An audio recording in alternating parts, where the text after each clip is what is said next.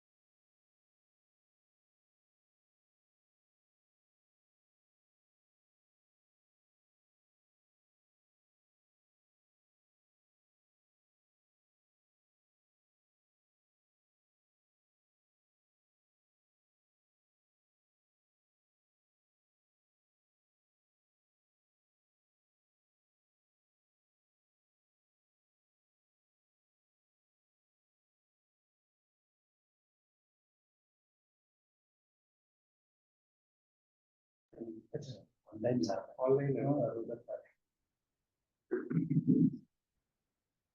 Offline. Yeah.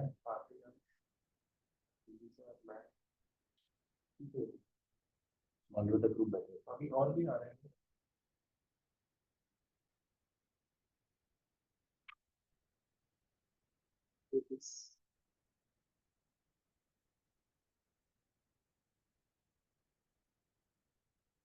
Hello, Sohan ma'am.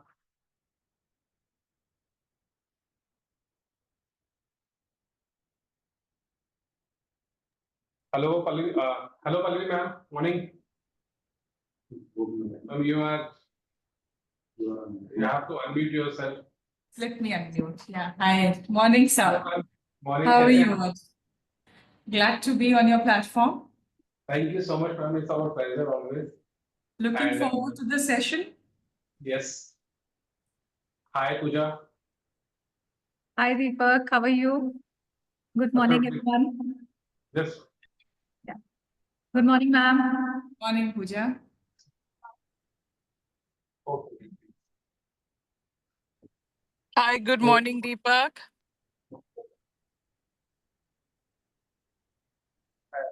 Yes.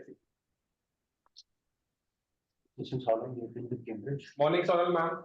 Stream 3 is post. You've been into higher education. So I worked with Pearson. I worked with the Xavier. Education, all education. अब तो हमारे को आ गया संजय के जी आ गए ना. Just wait, actually, there are few others are joining physically. So we are just waiting for them to join. I was a part of lecture. Good morning, Mr. Deepak. Morning, ma'am. Morning. How are you? कैसे हैं आप? मैं ठीक हूँ आप कैसे हैं With your blessings, all good, ma'am. happy Thank to you be for joining. here happy to be here good A pleasure, ma'am. Thank you so much for joining, ma'am. thank you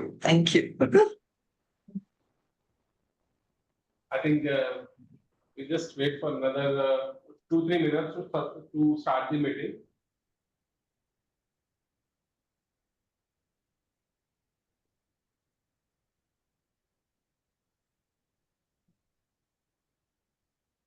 Good morning, Mr. Deepak. I'm new to this panel. I'm Aisha from Oasis International School, Bangalore. Hello, ma'am. Good morning, Asha, ma'am. कैसे हैं आप? Fine, thank you.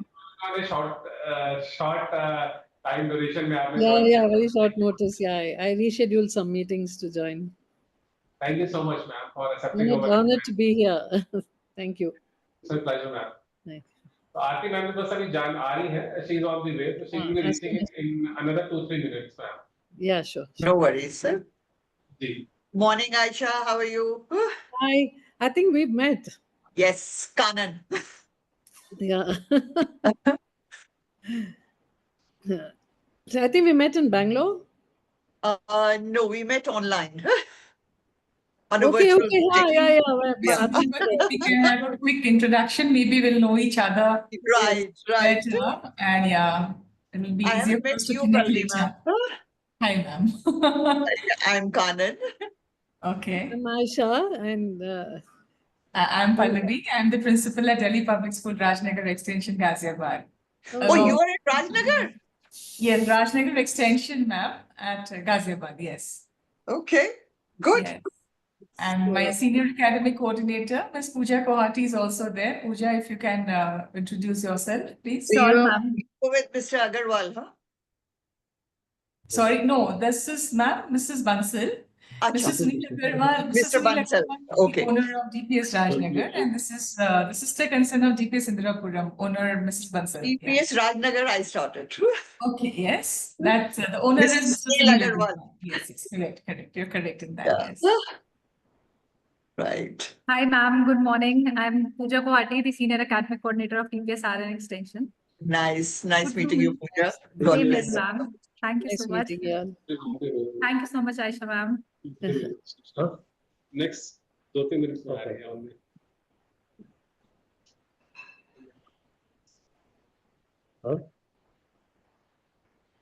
That's okay. Good morning, everyone. Good morning. Morning, sir. Morning. Hey, PG SEPC, and very sorry to say that I think most of you are meeting for the first time.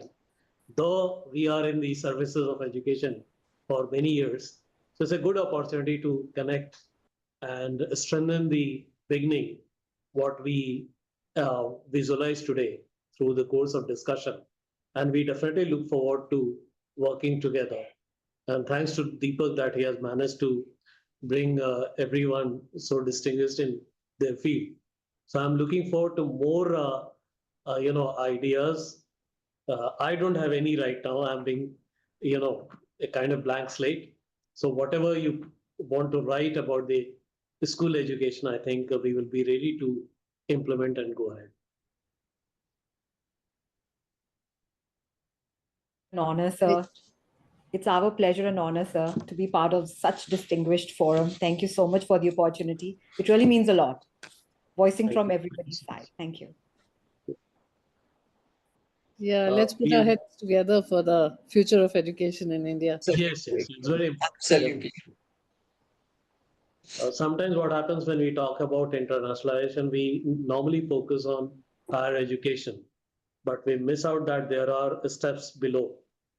One has to climb those steps to reach to that level. So I feel it's very important and very crucial for any future program on education services and how to make India as a hub for education. We always talk about India being Vishwa Guru, but we know that where we are lacking in terms of the quality, in terms of the standards, and it's not always necessary to look from the point of view of being able to export education services, have more and more students to coming to India. but collaboration, for example. And collaboration can happen on the curriculum, collaboration can happen on many other areas where we look at the demography worldwide. We are having the largest young population right now. But at the same time, like, of course, many of them have passed the school education phase, but still, it also will, lead the way towards making India ready for global requirement of manpower supply in future. And I think education cuts across everything. Good engineers will also require how the school education, provides them such, what do you say, inputs from the very beginning, the insight, and they all can. Sorry. Yes, please. Prashant, you can take it. Hi, how are you?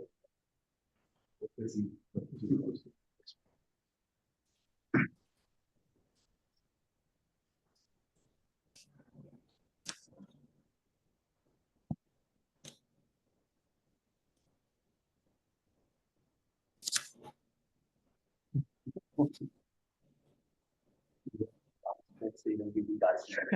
Long time back. That part. Absolutely. Just continuing, anyone was having the idea of SEPC or any awareness on SEPC earlier on?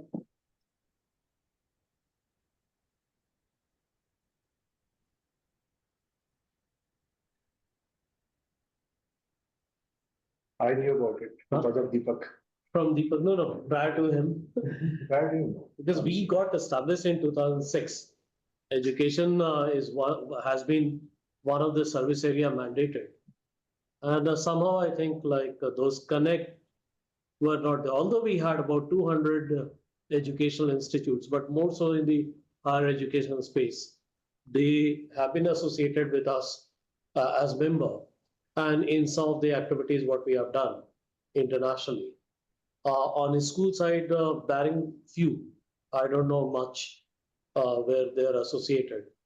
So we have identified 3-4 areas where we would be constituting a committee. I think this is the first committee meeting, and likewise on EdTech and other areas also. Right now, like as far as the structure of SEPC is concerned, I am just providing some detail. Is like we act as a catalyst for a lot of like promotional goals, market intelligence goals, policy formulation, working closely with every line ministry, although being set up by the Ministry of Commerce. So there are various committees internally in the ministry. There are various inter-ministerial committees, subcommittees, where we play a very important role. When India negotiates FTA, services sector is also also being negotiated these days. There we play a very key role, and the input we require to provide to the ministry, that only comes from the stakeholders like you. So there you need to play a very, very important and integrated role.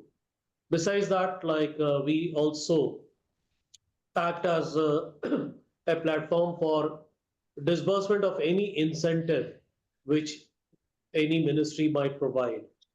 We are instrumental in taking up the issues and concern, the challenges. Of course, there has been no formal mechanism so far particularly in education sector. We are trying to take that up. And of course, like visibility globally through trade fairs, we have been doing. And there used to be one scheme called SEIs. Some of the schools also got that. And there are certain schemes still there, like capital goods on some duties are free, duty-free import. So those are benefits given. But still, like, it can be a collective effort to look for more support not only from Ministry of Education, but every state government, and also, Ministry of Commerce, definitely, like in their export promotion areas. Besides, a good networking can be, provided through our linkages with our embassies globally, overseas embassies in India, and at the same time, MEA. So this is what like I can discuss. Ek chair. To see how long time. Finally, we are over here. Please. Hi. Jitin?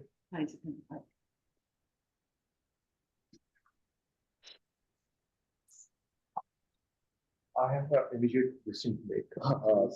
So there's a lot of, since I see schools also as being a part, so while conducting programs in various Gulf countries and even we have gone to Africa and other places, so we find that a lot of students who are foreign students, they want to come to India.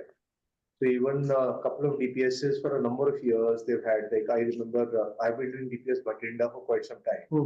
So DPS Bhatinda always had students from Bangkok.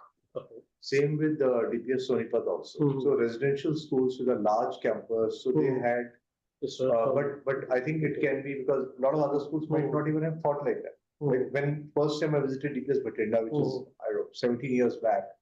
So I realized that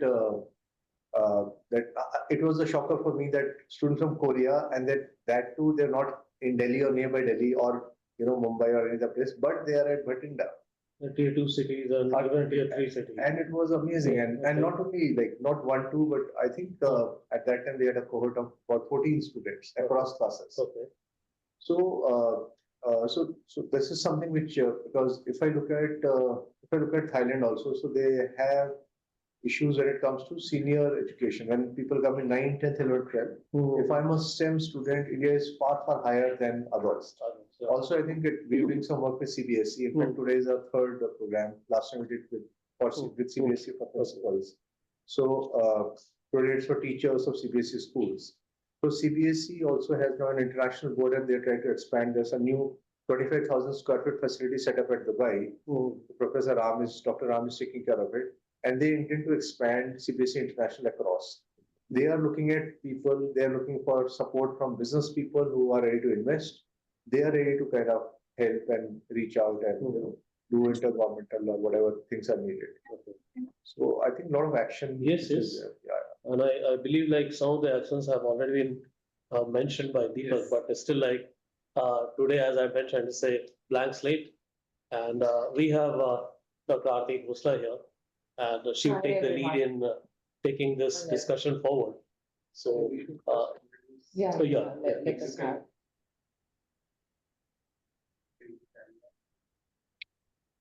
Hi, good morning, everyone. I'm sorry I got a little late. Delhi traffic, you all know. So it's a pleasure to meet you all virtually, and we have a few members here physically present. And I would just like to begin with thanking SEPC for this initiative, a much needed initiative in today's time, definitely. We talk about globalization, internationalization in the higher education, but we don't talk about the same in school education, which is equally important. And there are schools in our country who are doing some excellent work in the field of towards making our school education globally acceptable, and also initiating a lot of collaborations with the international schools. So we are really looking forward to hearing from the experts who have been working in this domain for the last so many years. And we look forward to taking some new initiatives. Let us have a quick round of introduction, if that's okay with everyone. I'll begin with myself. My name is Dr. Aarti Khosla. I am the founder and CEO of Center of Assessments for Excellence. We are a third-party auditing body that supports schools in identifying the areas for improvement when it comes to quality education. I am also the project leader for an international standard for educational management system representing Government of India.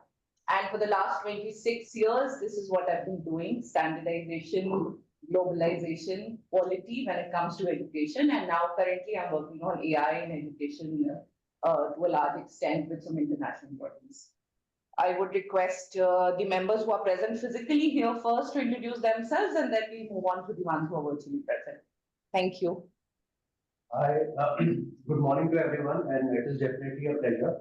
I work very closely with SEPC on the higher education front, helping higher education ecosystem for almost about 22 good years. Though I've been operating higher education ecosystem, but school education has been a part and parcel of our delivery.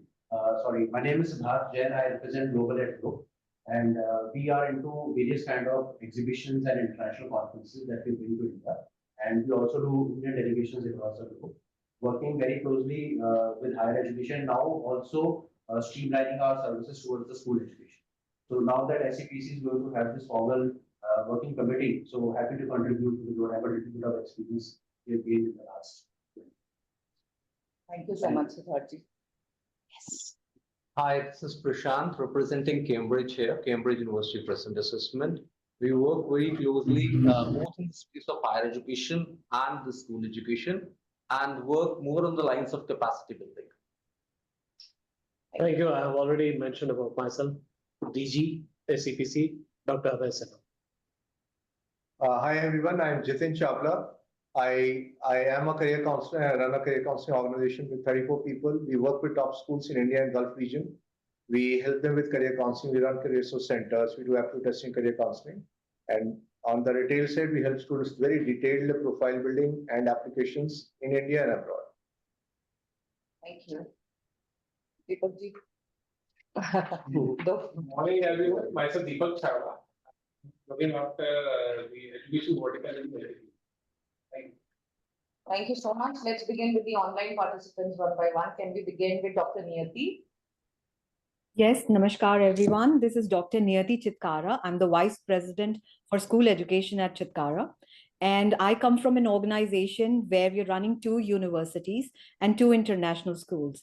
And I'm an author of a book called Assessment Quotient. And my work primarily is in the field of combining school education to higher education and industry. So our school is an initiative striving towards employability, future readiness, global education readiness. And that's what, we've been doing, and working for the alpha generation learners, beta generation learners, and striving to ensure that we are prepared for a better tomorrow. Thank you. Thank you so much, Dr. Niyati. We have Professor Mona Khare from NIPA. She's coming here. Okay, great. So we'll wait for her for another 5-10 minutes. She's joining us physically. We have Mr. Kanak Gupta from Jaipuria School. Mr. Kanak, are you there? Never mind. We'll go to Dr. Varinder Kanwar. Madhu from, I think Madhu ma'am from Madhu Aluwalia from the NABED. Ms. Madhu, are you there?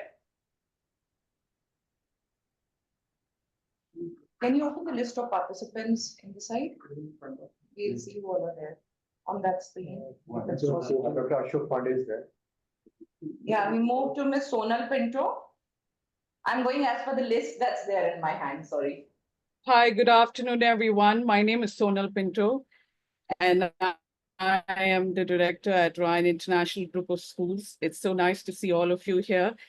Thank you, SEPC, for having me here. And I'm sure all of us as fellow educators will bring in a great, in terms of experience, expertise, and all our hearts and minds together for one reason and one reason alone is education for all. Thank you so much. Thank you, Ms. Sonal. We have Professor Ashok Pandey here. Yeah, good afternoon. Good morning, madam. Good morning to people in the room there and on the Zoom. I'm Ashok Pandey. I'm director of Alcon International School in Delhi. Right now, I'm in Hyderabad. Thank you for inviting me for this. Appears to be very exciting and interesting discussion. I'm a bit intrigued and also inquisitive as to what Services Export Promotion Council is going to do with education. But nonetheless, I'm wholly committed to all the discussions that take place now and contribute to it in my own humble way. My area of specialization happens to be in teacher development, global citizenship, education for the young children, and also peace building as part of the overall development of the school students. Thank you so much, Mr. Pingle. Aarti, this is Madhu here. Sorry, I'm joining late. Can I introduce myself? Please, go ahead. Please, Madhu. Yeah. So good morning, everyone. This is Madhu representing NABED, which is National Accreditation Board for Education and Training. We are part of QCI, and we are conducting accreditation and various quality improvement projects with the schools across India. And we are the only board which is existing today to conduct accreditation of schools. And this is a very, very, I'm very fortunate to attend this meeting because this is area where we want to contribute to, the society. And I'm glad that I'm part of this meeting. Thank you. Thank you so much. We have Ms. Pallavi Upadhyay. Hello, good afternoon, good morning, good morning. Good morning. Panel of esteemed dignitaries. I'm Pallavi Upadhyay, Principal Telecom School, Rajnagar Extension, Hyderabad. And I'm really glad to be a part of this course. And I'm really looking forward to, whatever educational policy we talk about and the innovations that we make. And I'm really, skeptical, not skeptical. I really wish to understand how an export council can get into education. And I'm so glad that we have people from NABED with us that can really be a very useful and a helpful platform for all of us using the platform. I look forward to being in the platform ahead. Thank you so much. Thank you so much. Thank you. Next, we have Mr. Anmol Arora. Amol Arora, sorry. Yes, thank you. Good morning, everyone. My name is Amol Arora. I'm the Managing Director of Shamrock and Shamford Group of Schools. Basically, I help people who want to set up schools through the franchise model. And we have more than 400 operating schools across India, Nepal, and Bangladesh. And we have finalized some franchises in the Gulf, Sri Lanka, Mauritius, and Africa as well. But what was heartening for me today was we were on our own, it seemed, and I believe this aligns very well with India's policy of projecting ourselves as a soft state, a soft power, where we take our education systems abroad, and DPS has done that. And we have 90% we have preschools. So through the franchise model, I help people who say, I want to open a good school, but mujhe aata nahi kaise karna hai. So we help them with teachers training, curriculum, marketing, admissions, curriculum, everything.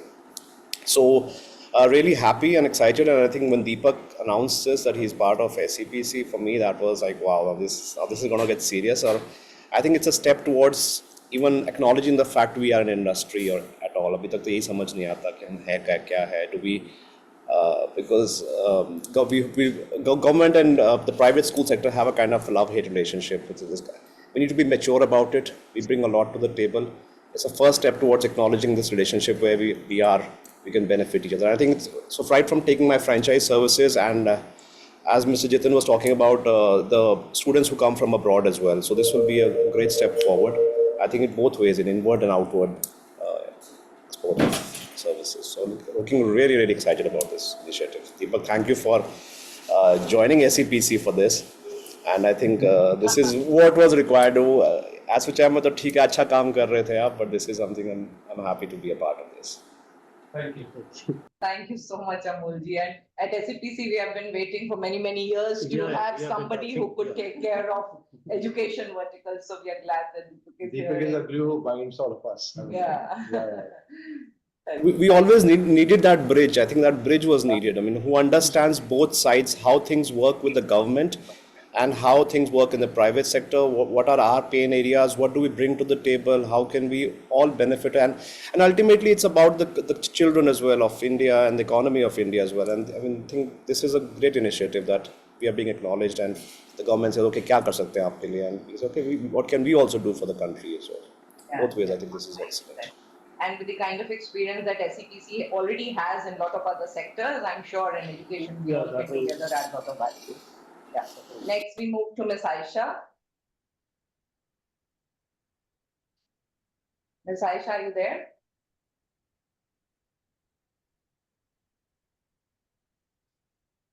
Sorry, Aarti, I'm having a little problem. Can you go to the next person? I'll join. Why is he voice logged in by two? Ms. Aisha, it seems you've logged in from two different devices in the same room.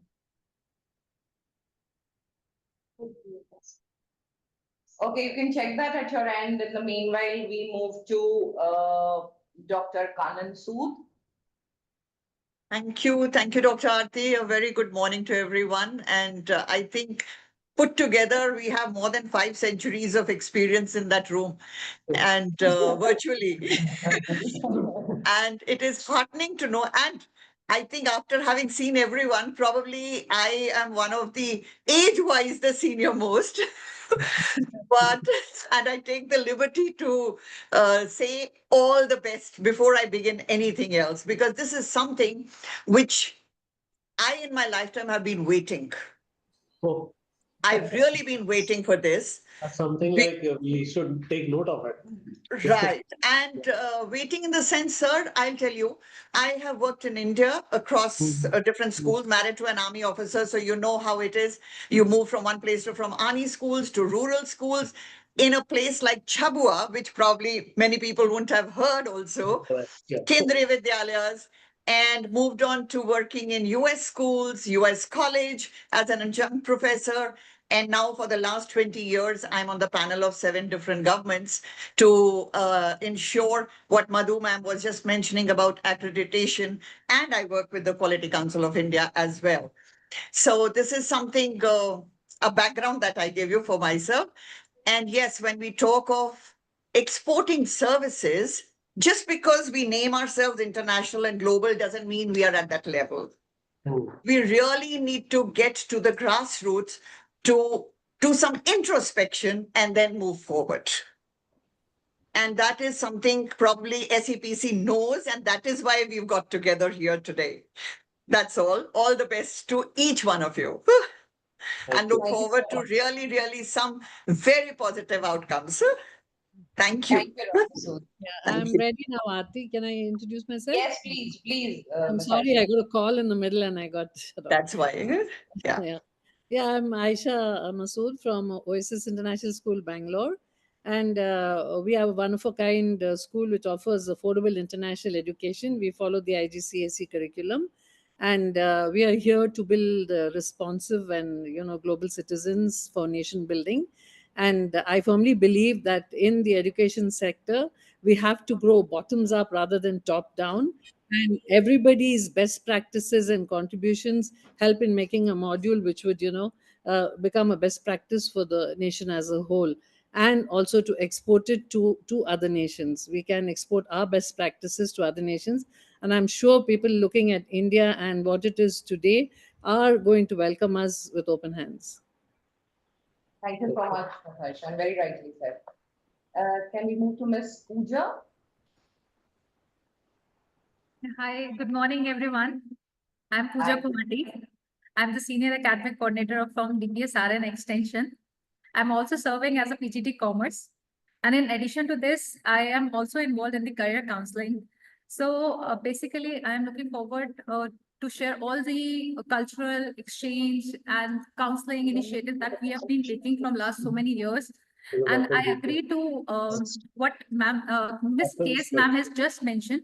She said that, before just saying that we are international or global doesn't mean that we are international. First, we have to do a lot of introspection. So I think before going to at international, we have to do a lot of inter-school exchange. And it just clicked to my idea when I met ma'am in the beginning of the session that we are all from different territory. UP, Bangalore, and from Punjab. So instead just doing an exchange program within the same territory, I think we should go with a tri-state exchange program that could have a tech, agriculture, and a history from Uttar Pradesh coming together at the same platform. So looking forward to all these exchange and generating some initiative so that we can provide excellence in academics to our students for the generation that is coming ahead with Alpha, Beta, and many more, so on. Thank you so much. Thank you so much, Ms. Pooja. We have Ms. Vijaya Jabakumar from Sacred Heart. Morning, ma'am. Thank you. I'm Vijaya Jebakumar here. I'm from Sacred Heart School, Moga, Punjab, and also the secretary of Sacred Heart Educational Group, where we have another school at the very tip of the country, that's Kanyakumari. So for me at Punjab, this is a 54-year-old school. And I think Aarti ma'am and Kanan ma'am knows our situation there. It's like right from a very small beginning till here. And we are not like, it's not a metro or anything. It's just a small town, but we do try to give the best to our kids. Thank you. And it's a great pleasure to be on this panel. And I'm here to learn a lot from you all. Thank you. Thank you, Ms. Vijaya. And yeah, we've seen your school and we've seen how with a humble beginning, with just a few students, you are now more than 6,000 students, and how so many of your students go out of the country to build a better career, and how the school contributes to all of that. So thank you so much. Have I left anybody online? Yeah. Online, I think we've covered all the participants. Now we have Ms. Mona Khare with us here physically. We'll request her to introduce. I will just introduce myself as well. Hi, this is Saurabh. This is Saurabh. Sorry. Yeah, I am representing Nalanda Learning. So the company's founder, Mr. Tamal, was also here. He had to leave for an urgent meeting. So I'm Saurabh. I'm Chief Product Technology Officer at the company. And we, as a matter of fact, have already served a lot of students from Middle East during 2020-21 in our using our EdTech portal for early education.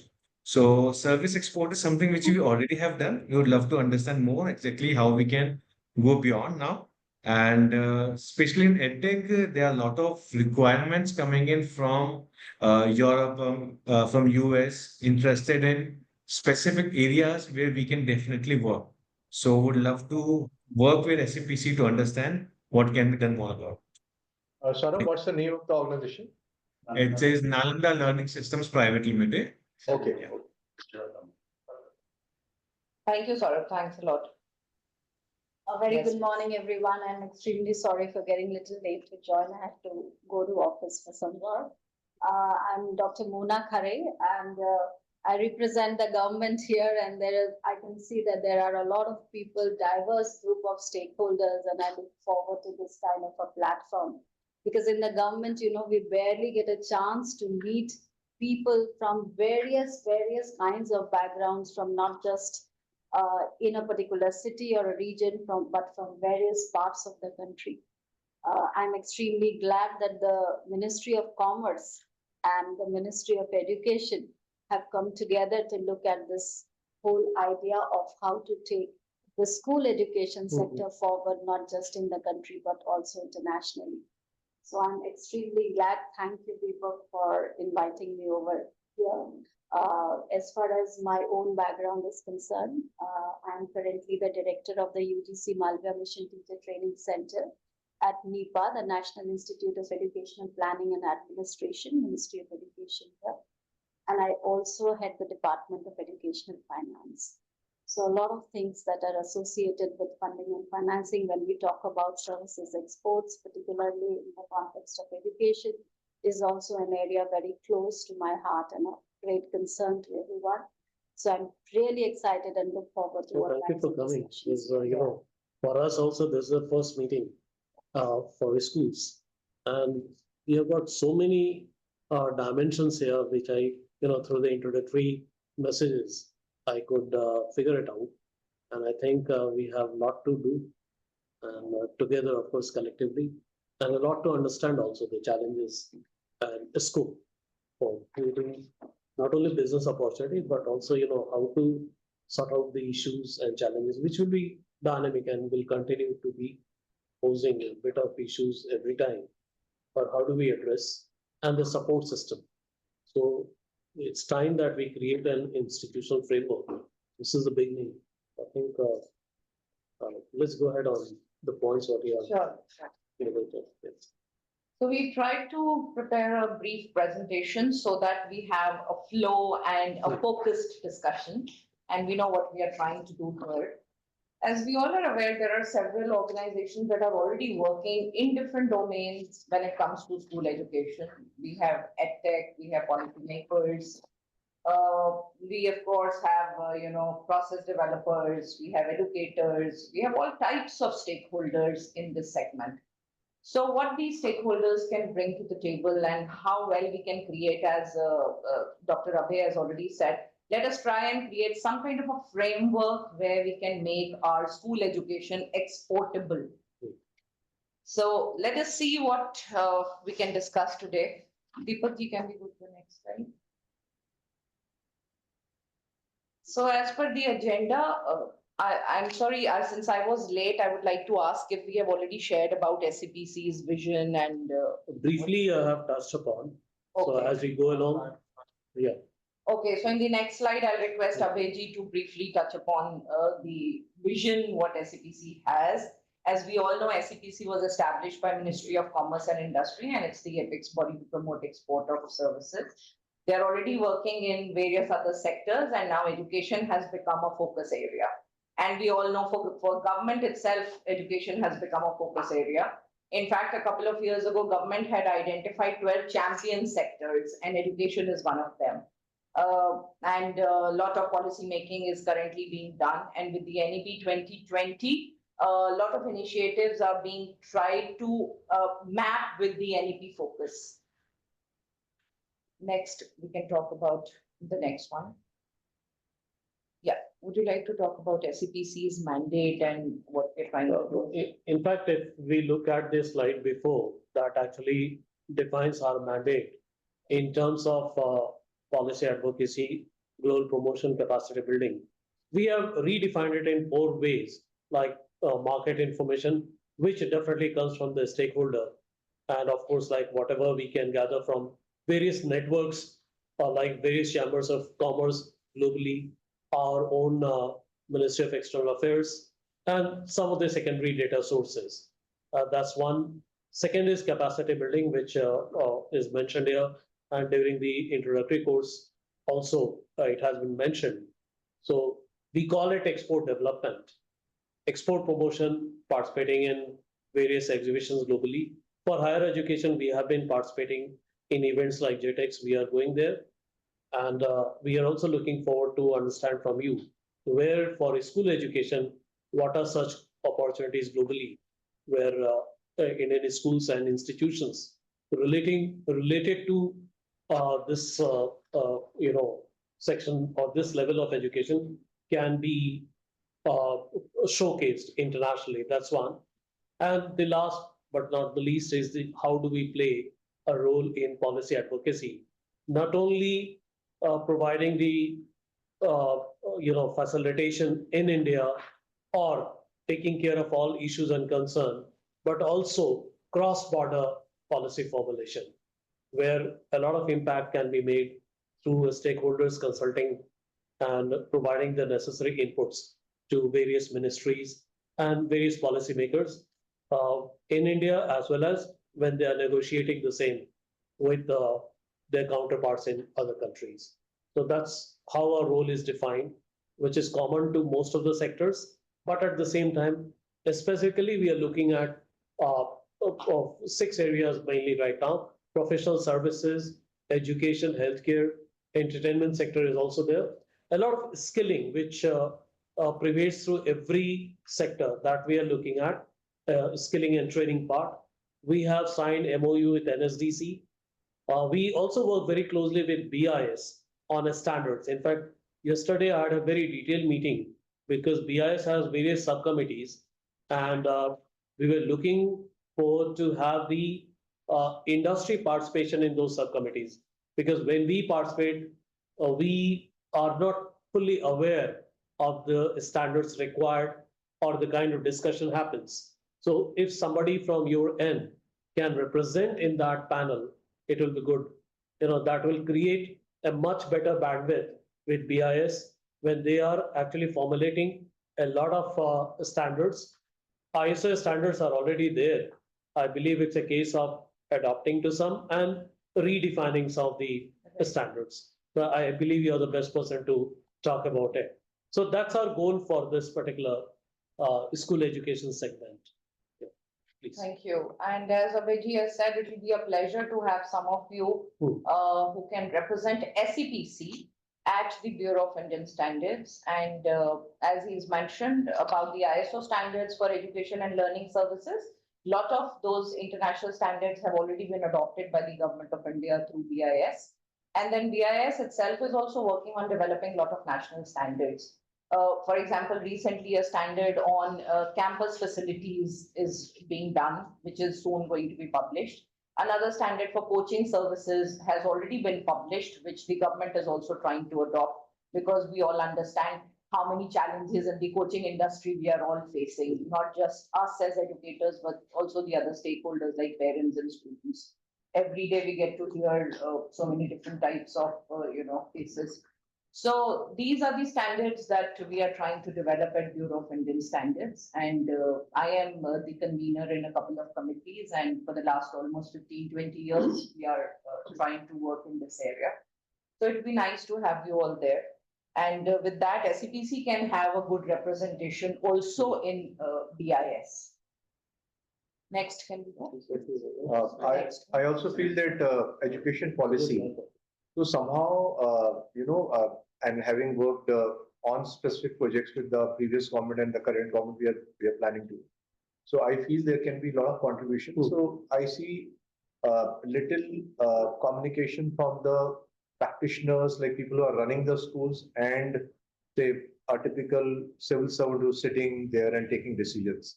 And there's a lot of miscommunication by media that, hey, this has happened. Or I've seen, amazing educators being kind of blamed by the media, and and any small incident has happened at the school, or even when let's say even the matter of currently, like in Delhi, the matter of fees. So I know schools which have been issued notices and this and that. So education policy is something where contribution can happen. Like even so, we are a private entity, but we work with CBSE, and we said we'll offer something free of charge. Why? Because we have been there in the game for quite some time. We developed something, and let's play together. So same way, if increasingly I see government being open, and there are consulting bodies like Samagra Governance, GDI, Dalberg, who are assisting a lot of state governments to think differently. So maybe there can be an alignment like that. Similarly, like ADI is a government of Gujarat body which has a mandate to help each school. But I don't find, me and my team, we do 200 plus schools every year. I don't find schools even aware of this, So that is where we can step in. And not only in India, they are ready to go out also. ADI is a government body. It has been promoted by the government of Gujarat and Sydney. So ADI has a mandate to train teachers so that they can inculcate entrepreneurship in classrooms. Schools by their own efforts have been trying. But honestly, except for very few, the way entrepreneurship has been approached is a very textbook case. Yeah, somehow they have not been able to, give practical orientation. Yeah, so there can be a play where ADI again contributes to the schools again in India and outside, or we develop modules which can be taken outside India also as a service which is exported. ADI trains more than 900 people from outside India every year. So they do one of summer camps, winter camps, which are required. Like when I travel to Gulf, and schools in Doha, schools in Bahrain, schools in Dubai, they ask that, can you have an entrepreneurship camp online, or especially for a student or school student, which is something EDI is doing here successfully the last 14 years. Same way TIE is doing TYE, which of course is present at other locations also. But there can be such government bodies, private bodies, can be, we agree on certain things, and these can be part of being exported. And I think a very valid point, whatever has already been tried and tested, it is working, it is giving the right results. Why not through SEPC reach out to government and say, let's adopt this as a national policy? Absolutely. Right? I think that's a very good point. That reminds me how in the last 20 years, we've been doing school audits. And I have a team of around 100 auditors who are trained, certified experts. They are visiting countries like, not just in India, of course, all the states we are covering, but then UAE, US, UK, Dr. Kandan Sood is one of our representatives for the US also. and then Bangladesh, Sri Lanka, Philippines, lot of these countries we've done it, and they are wholeheartedly accepting it. And the way audits have, brought about the transformation in school systems. If this is already being done, why not adopt it as a policy? Right. Why not ask every school to go for a school audit? Also, I feel a lot of other countries also. So I was traveling through Iowa and I visited Kennedy School, Kennedy High School. And then I was taken to they call it the board of education, I forgot exactly the name. So I was taken to attend a meeting and they were very transparent about it. And I just proposed there, hey, can we come and do aptitude testing counseling with your school? They said, yeah, no problem. So they are open, but I, as a small entity in Delhi, I don't know whether I should go to US and know Correct. how to do it and so on and so forth. So with the government support, we can definitely Absolutely. make this happen. Yeah. Can we go to the next one? I would just want to know a little bit more about the school audits that you've been doing. So I'll this is discuss like- with you maybe after the break, since you are the only one who would like to know about school audit. So these are the system audits. We would audit the school right from admissions to certification of the child and exit of the child. Every process is Under audited. the purview of the GAG, or you're doing it independently? It's not a financial audit, it's a system audit, quality GAG audit. does, Yeah. GAG does performance audit, gender audits, everything is part of the overall audit nowadays. Right. So that's why I just wanted to, this is. So this is a independently system just audit done. independently being done, but accredited by Quality Council of India and some US bodies. Thank you. We'll talk more about it maybe later. Okay, so can we go back to the previous slide? So in the SEPC's mandate, we don't just have school education. We are also trying to work on higher ed.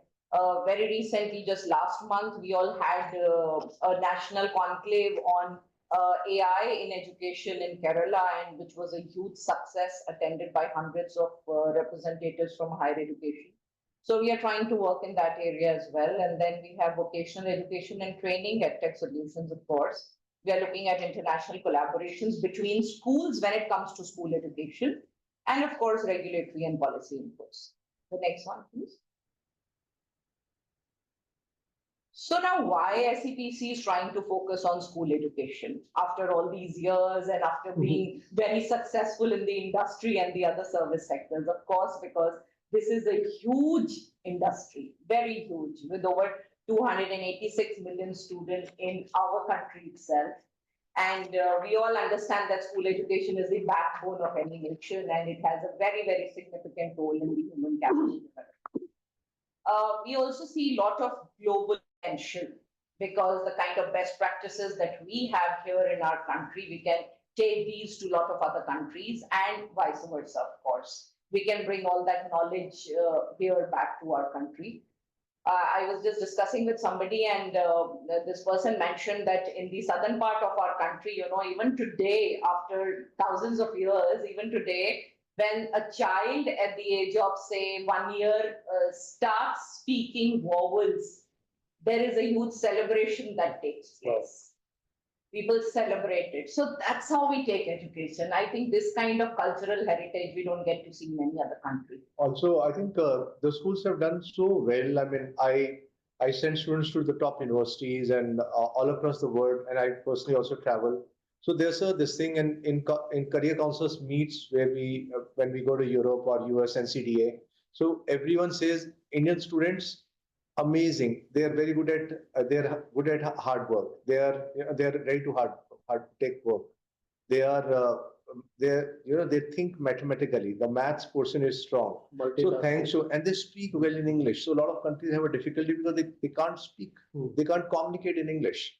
So in any international forum, I feel very proud, and thanks to all the schools, the school leaders are there. So I think it calls for an appreciation for all of them. That amazing work has been done, which can be now taken to other countries which are struggling with those basic issues, where school education is not somehow able to cross a certain way. Of course, in India also there's room for improvement, but still I think Indian schools have done amazing, and we have placed students all over the world. Look at our IT industry, look at so many industries and so on. I'll give you a recent example. Can I just add a point here? Please, I mean, please go ahead.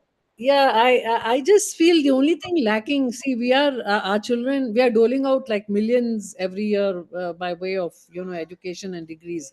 We need to add a kind of a streak of employability and leadership in our students, which would take them, not be just manpower for industry, which would make them, managers and leaders also in industry. So we do have a lot of Indians being employed abroad, but we need to produce skill more building. leaders, skill development where employability comes into with anybody else from abroad. So that is that is a factor we need to work on in our new policies, whatever we like offer liberal arts and in our universities here, in our colleges here, where children can expand their lateral vision also.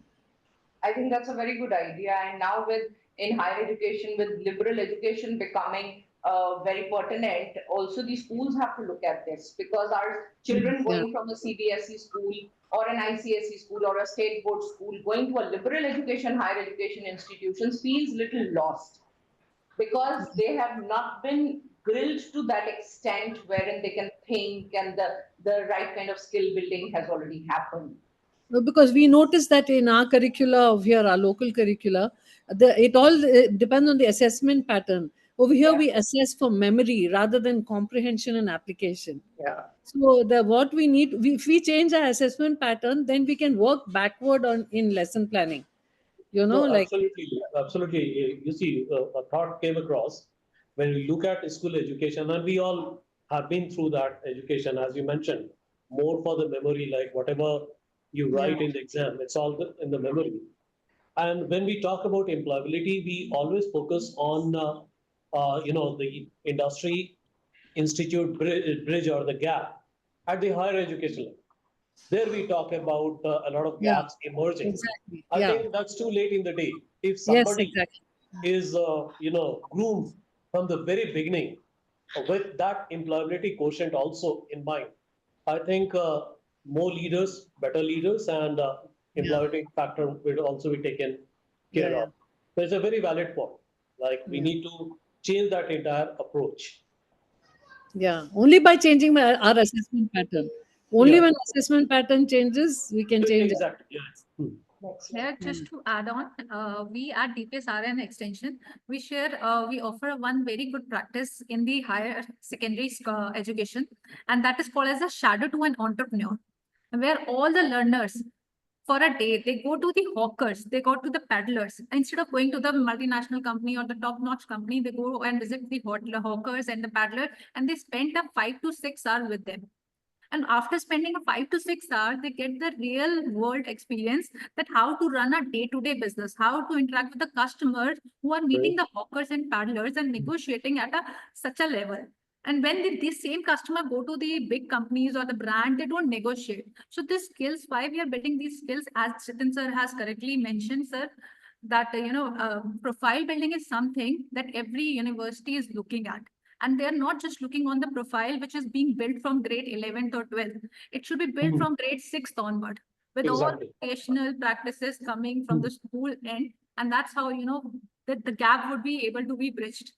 So that is what the practice that we are doing at DPS. Pooja ma'am, just as an aside, we can work, for a long time, I have this idea of having consulting for small businesses. So maybe we can team and work on it, because that's a part of my CSR. I want to do that, though I do a lot of other things, but we can team up, and it's an excellent endeavor by your school. Great. Thank you, sir. We'll be connecting with you soon.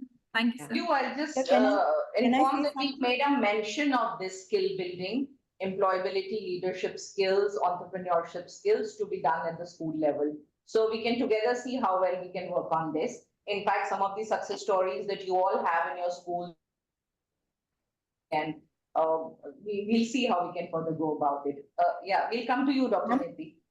Yeah. So, ma'am, I would like to share a story. 22 years back, we created a different school. So it is a school of employability, which is a university and industry-led school. So instead of building a curriculum, which is K to 12, we built a reverse curriculum. So it's primarily university to K, starts from PhD, goes down to playway. So it's a reverse model of education, and very proud to say we are one of those very few schools in India and maybe in the world where students and teachers have filed more than 20 patents jointly. A majority of the patents have been approved by Government of India. Also would like to mention here that we're going very, very high on internships. We're very, very strong with respect to global collaboration. We are working very closely with European Union, and also with respect to training and providing teacher and counselor education support to UAE and to a lot of top-notch schools of the Northern India. So we're particularly involved in B.Ed programs and PhD programs in education and counselor, because unless we train our teachers and counselors, we're not going to make and scale up the impact. So that's where we are working very closely. We're providing training of the teachers to the GEMS group and a lot of schools in the UAE market. Also would like to mention here that we haven't built classrooms. We have built employment studios. So there's a classroom on fashion, there's a classroom on AI, there's a classroom on stock market. So the entire orientation of the employability has to start from very, very initial years of learning.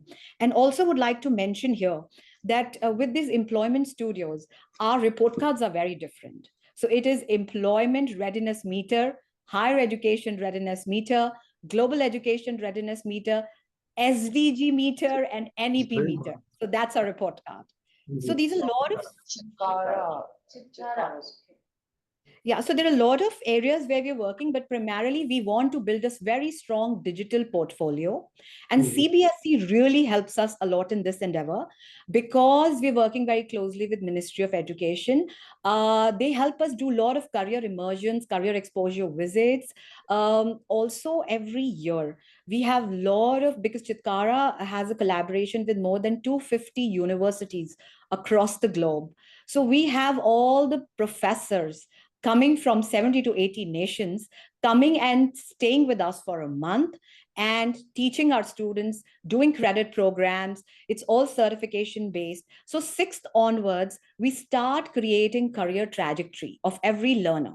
And it is all data driven. It is all scientific. We use a lot of AI. And also would like to mention that we're working very closely with Adobe and Canva.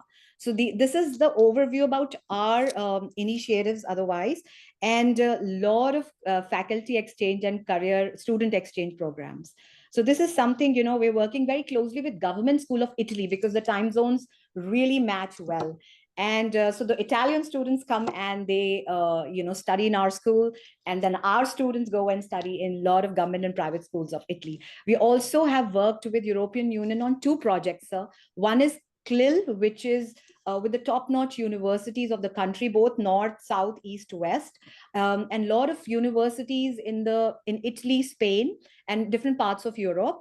And we're also working on another project called Edu Reform, where we've created a lot of research papers and a lot of books have been published, coming up with Education 5.0 and revamping the entire Indian educational landscape, particularly reflecting school education and B.Ed education. So that's the kind of, an initial,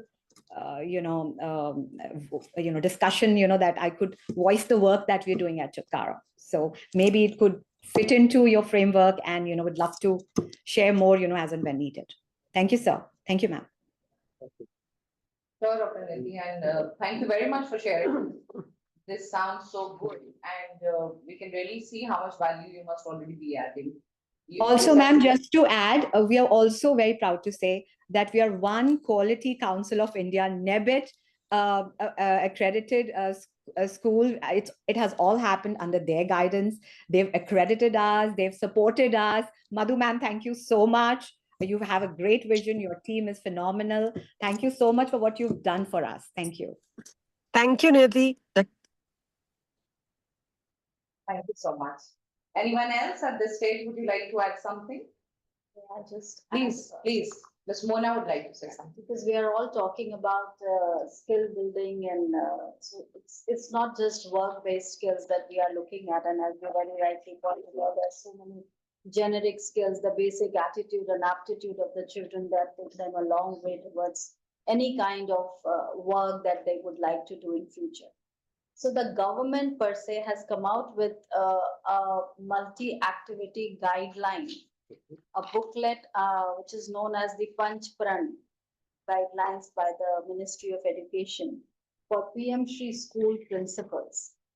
This is an activity calendar based on multiple aspects of holistic development of the children as well as the teachers. So maybe if we can take a look at it. Please, The sure. I think booklet is already great there, the idea. guidelines are already there. It has to be implemented in all PM Shri schools, So, which are all you know, government schools. I keep on sharing with people that look, a lot of schools are not doing so. There are people like me who had to, and we could probably grow because of it. But if I look at Europe, so Europe, the somehow the system is so there's a teachers training institute which would have central counselors who are doing research, and that is now being carried on to individual schools. A big funding of European Union spent almost 4.3 billion on career guidance last year. So that's the kind of funding which is going to career guidance and even mobility solution where people can move around.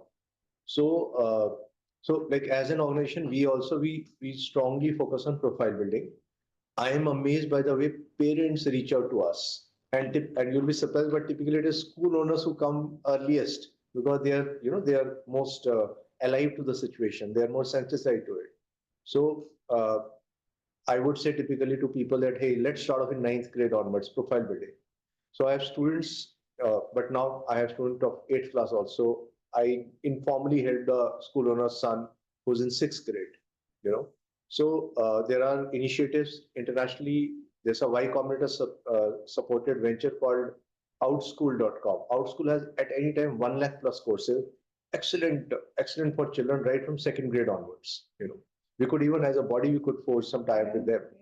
And then, so when it comes to profile building, as like ma'am was also sharing, last 7 months, I've got 24 children who are the school children who have filed their own patent, design patents, not product patent, design patent. Almost 170 books written in last 1 year. Almost 136 research paper done in last 1 year, published in international journal by school students. And 3 years back, and when I was speaking to director of a top engineering college, so he was surprised. He said, "Would school students do research papers?" That's the kind of. Whereas now, today they have published. Why? Because somehow that's how the wind flows. We have students who have their own passion projects. Students who are being entrepreneurs. I've been using a video from YouTube, which is 10 teen entrepreneurs, 8 years old, which showcases 10 entrepreneurs in US who are already recognized, doing good job, and one entrepreneur has been invested in by Intel Capital also. And these teen entrepreneurs, you'll be surprised, 5 are Indians. But how many such children can we talk about from India? Why? Because the mindset still of educators and parents is there's some talk of entrepreneurship, but still the mindset is beta pehle padhai kar lo. First you study and then you look at entrepreneurship. Yeah. Which is not what my brothers in Boston. So his children from 3rd grade onwards have been getting some listing of entrepreneurship every year, whether it is a mock hospital being made or some things being done and so on. Yeah. So I think that change in thought that, hey, it is not only about studies, it can be music, it could be that you are a very special child and you're excellent at dance and so on and so forth. It can be yoga also. Yeah. We all speak of yoga, but I go to top schools, but rarely a student says, I want to be a big yoga trainer. We do, as a nation, we speak about yoga, international yoga, but how many children we are able to tell them, completely on the other side, how many, I always ask when I interact with principals and counselors that how many of you know about real estate courses being offered? Real estate is among the top 10 industries in India.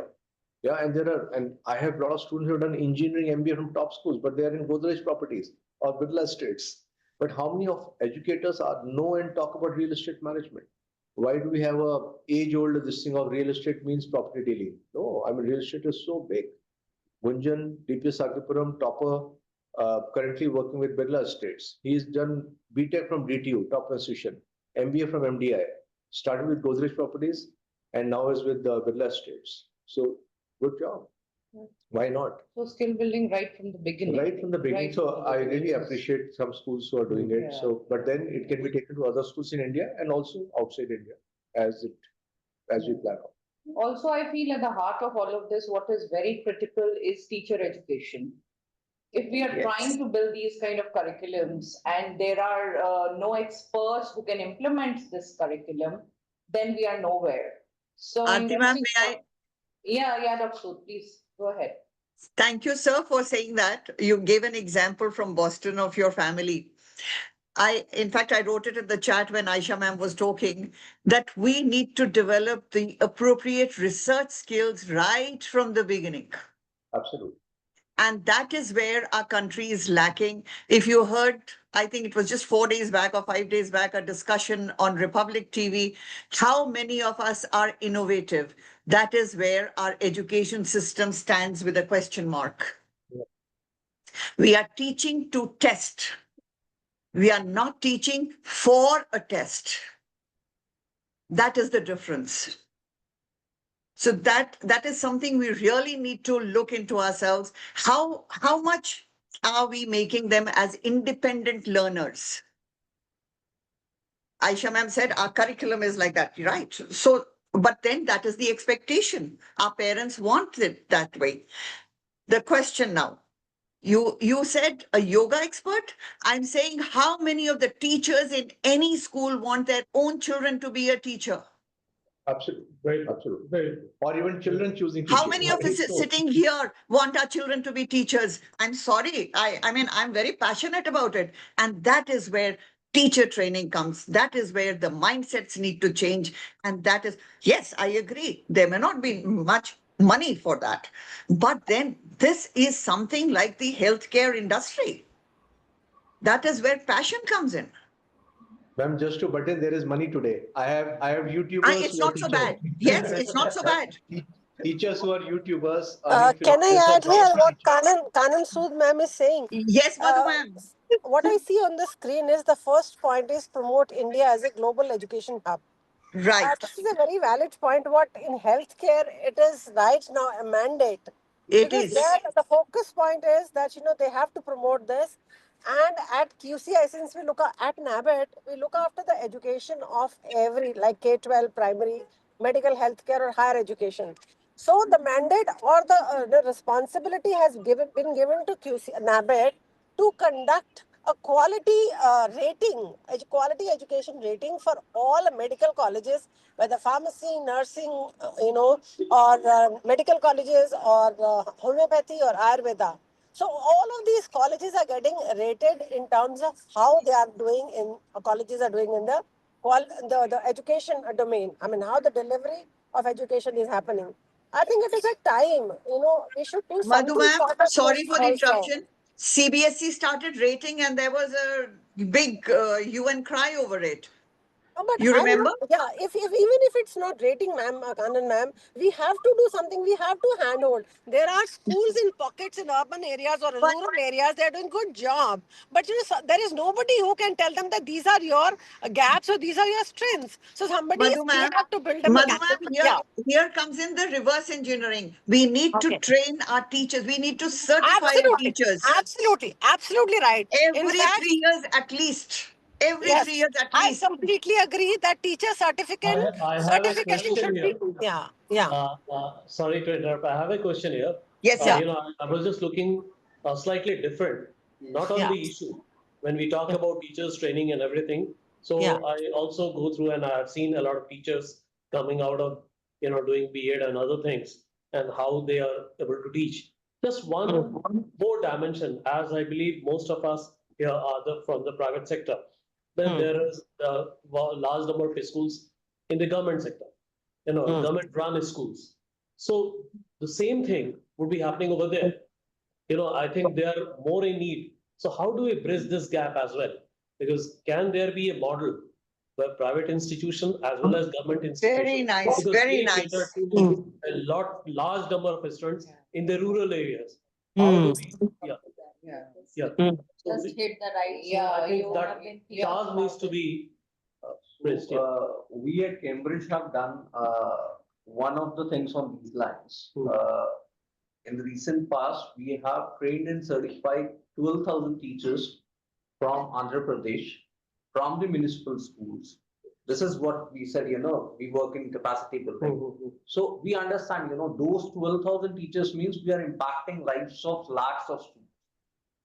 So that's one of the kind of models I believe we are trying to take, to other states. We are looking forward to work closely with the SERTs so that, if we can train these teachers for those global standards, definitely, right from a very early age, the kids will actually, practice those global things. So very important point, Very important point. This So can I something say something? Yes, please, Dr. Nirti. Yeah, so I have a model here to suggest actually of what you're talking about. So we are doing something which is again with the support of our education department, Chandigarh administration. So in a semester, every once in a semester, 3 days, our school students go and study in the government schools, and 3 days government school students come and study with us. Now, in this model, the best part is the government school teachers and our school teachers, they do the joint lesson planning. And in the entire process, both the best practices merge very well. And eventually, it ends up into some kind of exhibition. So it is done in every semester. We've been doing it for past 4-5 years now. We've been awarded by Ministry of Education, Government of India thrice now, Pan India. And this is something which is quite impactful because it is like going very, very micro, getting into the process of planning, joint planning where private school and the government schools, they work together. And also we are doing very unique B.Ed, sir. So we take a very So I small was gap just size. wanting to say that bridging, you have rightly pointed out that bridging this gap between the large number of government schools, because they need a lot of capacity building. When we are particularly talking about internationalizing our schools and building the standards, bringing the standards to the global level, and all these niche talks that we are doing here, it is more important for those rural schools, the majority of the government schools in which our children are studying. Because when we talk about these very good practices across international schools and private schools and universities, they are limited to very few students, just the top tier children who come from really advantageous backgrounds of various. So, Ma'am, we also have 25% students studying from economically weakest section in every school of the country. Yeah, yeah.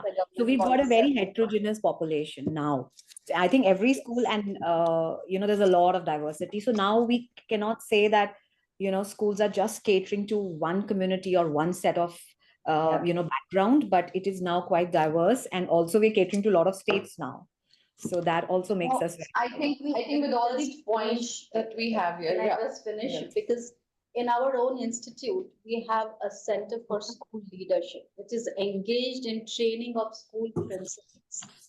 Now, what happens? We being the arm of the Ministry of Education, our clientele group remains limited to government schools. Right. Now, how we can make it possible, as what Niyate has been saying, that they have come up with this kind of a pilot project where every semester they are bringing the teachers from both systems of schools together.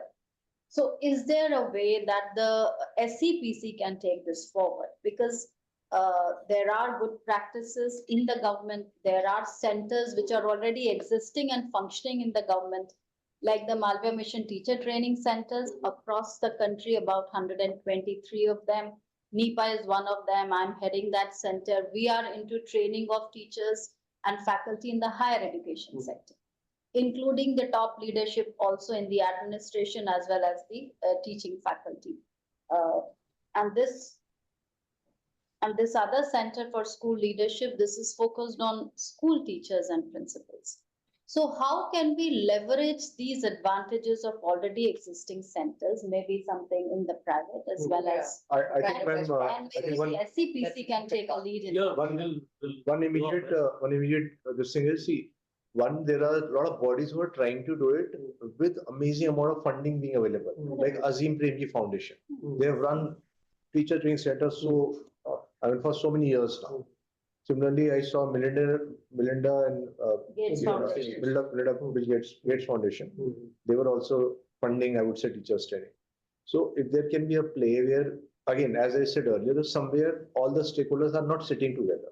Absolutely. And again, this is, of course, the conversation is more for exporting, but this is applicable for India. No, and when I therefore, look at export, it's the entire value chain. it's an entire value chain. So definitely government play a very instrumental role in And making this coordination So, happen. yeah, so it's a With very some of valid this. point, and I think teachers training is a big area. Yeah. Even for us, I see, just one more thing. For us, we see that, like ma'am said, how many people think of teaching? Yeah, I think ma'am shared. So, if I'm able to, if you're able to showcase career pathways to student, so look at how, so I have a client who sends nurses from India. They do almost, they're sending nurses to Japan and London. So they do approximately 1,500 odd nurses every year. So that's a decent number. If I can showcase those career pathways, like for nursing, for teaching, Gulf, CBSE schools, I think 90% teachers are teachers from India, 90%, which is huge, If I look at any university all over the world, there are Indian teachers. So that means by their own might, they have gone. But today, if I can showcase that to the student that, hey, you can do this, and you might reach Penn State like this guy, and even, create an online structure where people can see this happening. So Penn State, I know somebody who last year filed approximately 4.6 CR in Indian rupees in income tax return. So which is great. I mean, he's doing great. He's doing consulting and teaching. So similarly for pharmacy, pharmacy in India is not so well paid. Plus there are a lot of sales jobs. But if I can again showcase a track that do this and go here. Yeah. So may and I? maybe in between, yeah. And that showcasing can absolutely help. Yes, ma'am. Yes. So just I a think thought, like these are, Dr. Sood, these are excellent discussions, and we can spend one full day on this. I know, maybe more than I that. know. But let us be slightly mindful of the time. After your input, I think I'll summarize and we will note down. Very, very briefly, just supporting what Sir was saying just now, and that is that if how to showcase. Like for example, if we want a nursery teacher, she just needs to be grade 12 pass, right? A Montessori teacher. If we and now we have vocational education as part of our school's curricula. So if we start the nursery teacher training in grades 11 as an extracurricular activity, I think it will start promoting, especially in areas where we don't have the elite schools and careers are a problem. Those girls, those boys will start thinking of teaching as a career. Absolutely. Yeah. Absolutely. Absolutely. Or maybe even elite schools, we can put in entrepreneurship along with nursery teacher training. Absolutely. And they start chain of schools and be popular like our Right. Shamrock. Thank you, Arti ma'am. Sorry for the interruption. And now with Make in India, I think this has become all the more important that we start building those entrepreneurship skills. Yes. And people develop that entrepreneurial mindset right from Right. Absolutely. To go through that punch front guidelines, I think you will find all of this already in place over there. Great. It is available. We would like to online have on a the look Ministry at of Education website. I can also share. On the Ministry of Education It website. is available. I can share with you right We will also create maybe a WhatsApp group or something for all these stakeholders so that we can keep sharing the relevant information. This document, which has already been published, is particularly for PM Shri school principals. But we at NIPA have also developed it for the higher education sector, and it is with the ministry. I have been the chairperson for that committee, but as of now, I cannot share that document with you. But the PM Shri school document, we can always share. That's already. So I think there are two things that we have discussed here, which SEPC would like to note down. One is the capacity building of the teachers so that they can implement the new age curriculum. And two, this should be the first one, the teacher training to become a teacher. I think that is more important than capacity building that comes later on. Right now, our BEd colleges, we all know and we all agree that they are not creating the kind of skills that are needed today in the schools. It's the schools who have to make extra effort to bring those teachers to the level where they can really implement those curriculums. I remember Dr. Sood was also a part of the study that we carried out about 4 years ago. We were trying to develop something like teacher audit, wherein every single teacher can be audited and the management can be given a detailed report about the skills that are lacking so that they can prepare their training calendar in a better way. So when we were doing this, we decided to roll out a survey, which was carried out on almost around, I think, 60,000 teachers, which covered the population from the private schools, government schools, rural setup, urban setup, international schools, all types of schools. And just one single question was asked, why did you become a teacher? You will be surprised to know 88% answers were because I had done a B.Ed and I didn't want to waste my degree. Because I'm working in a school where I can take my children along with me and the life is easy. Because my in-laws won't allow me to go for a corporate job. I became a teacher because me and my husband, we teach in the same school and we are very comfortable with that. Only 12% people said I became a teacher because I love teaching. So I think biggest irony of our I society. think in the teacher training itself, there is a huge gap. So if SEPC can take some initiatives to set that right and help the B.Ed colleges and the other institutions who are providing diplomas to the teachers so that they claim to become a teacher, I think that will be the real contribution to the country. Certainly, we totally agree on that. May I add something here quickly, if you don't mind? Please, Ms. Sonal, go ahead. Ma'am, while you mentioned about the gap being in terms of we all look at, we all are aware that there is a gap in terms of career choices for youngsters in choosing teaching as a profession. But in the recent years, we have been observing there's been a bit of a shift in terms of a lot of ladies who are working moms, young moms, and they have been, in terms of their experience, has been largely in the corporate sector.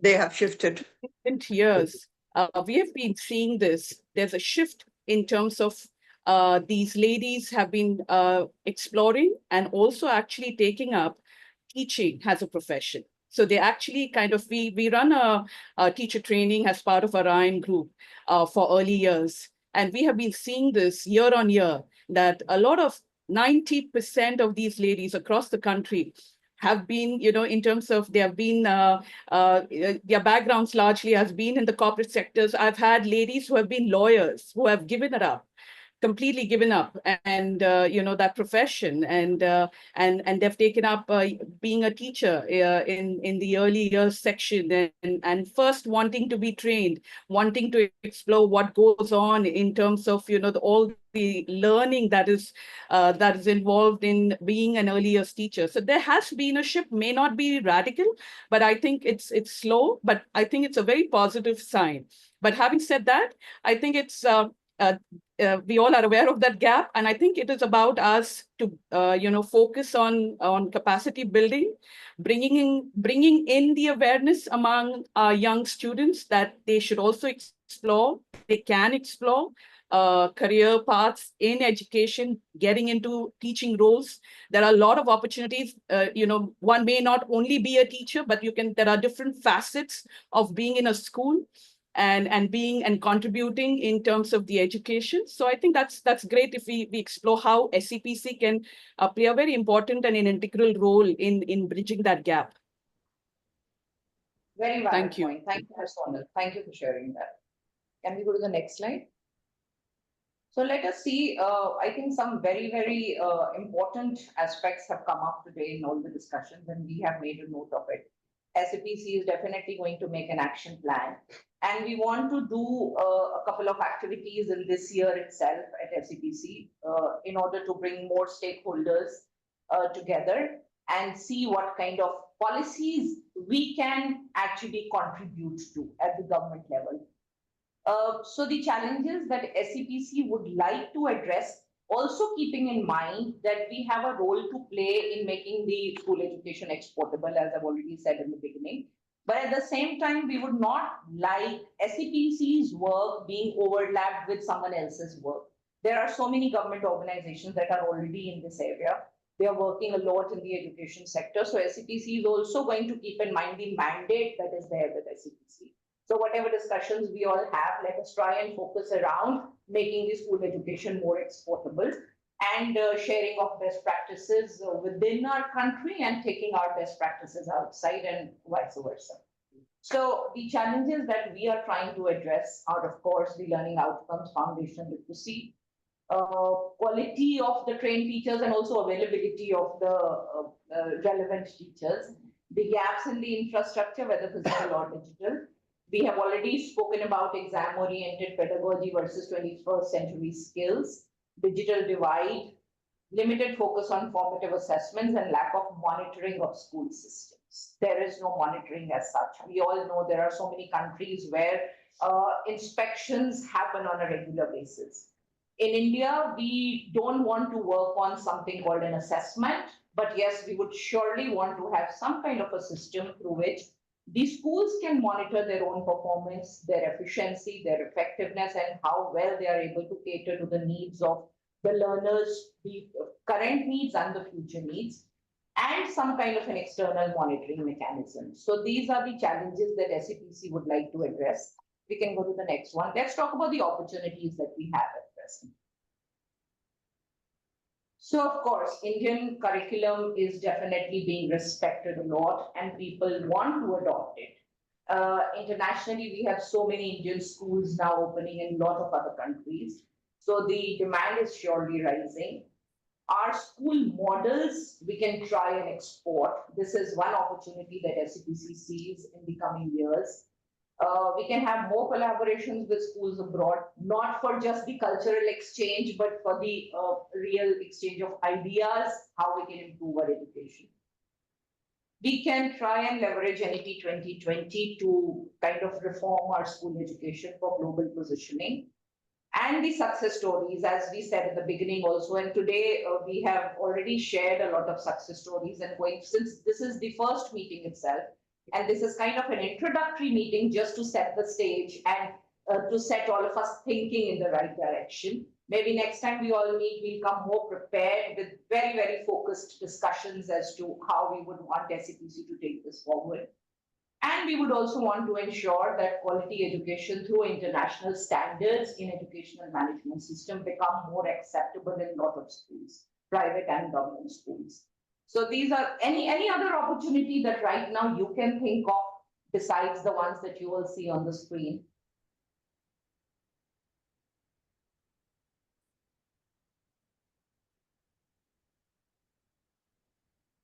We have tried to leveraging the strength of the Indian knowledge system, because there's a lot of focus of the government on that. Lok Vidya. Yes. Yeah, IKS, Wow. Indian knowledge system. Lok Vidya is also part of it, like that also talks about it. It's promoting the Indian knowledge system. But already the government has opened centers for excellence of Indian knowledge system. Yeah. And there's a lot of financial support also that the government is providing for this. Most of the IITs and NITs now have a center for excellence in Indian knowledge system. Many central universities also, including our own university, we have given a proposal to the government and are hoping to have it very soon in our institute as well. But the whole idea is how we can promote the rich Indian heritage, not just in terms of our cultural heritage, but also in terms of our scientific knowledge, literary knowledge, regional language literature which exists. So all kinds of Indian knowledge system which we can promote at Sharing the global it with the level, other at the countries. global level. Like how even these can like become the old accounting, Gujarat has this Partha yes. system. correct. So, Even so sharing, taking all of that to, so yeah, absolutely. Absolutely. The old architectural buildings, that's the science behind that. The step wells, for example, like how we can even promote Indian tourism for that matter, studies in Indian tourism, research in Indian tourism, all kinds of things that we can actually bring to Very the table. nice, very nice. We'll add this point, how we can take the Indian knowledge system abroad. Yes, that's very, How we very can take important. this to Also, ma'am, if somebody can take on like we have developed, like a lot of schools are speaking here, and obviously you can take feedback from other schools also, other school systems which are today very large, and obviously they've done things right to scale up to a certain level. So can we have I would say I don't know, center for consulting kinds, or European people like education consultants of India. So can we take consulting outside that, hey, you're doing what you're doing, but here we can add value in this way. Yeah. Like we did speak of teacher training, we did speak of setting up standards, but auditing, but can we also have a larger consulting where we are consulting with the government, we are consulting with, let's say, a Sri Lanka government say that, hey, come and change our entire system, you know. So that can be one major area where again stakeholders can contribute because there's so much of knowledge information which is available. And probably it can be, and today it can be done digitally and with some physical visits also. But those kind of things can be thought of. Like you were mentioning. I just wanted to add to what ma'am talked about the Indian knowledge systems. I totally agree with you, ma'am. It's a fantastic vision that you talked about.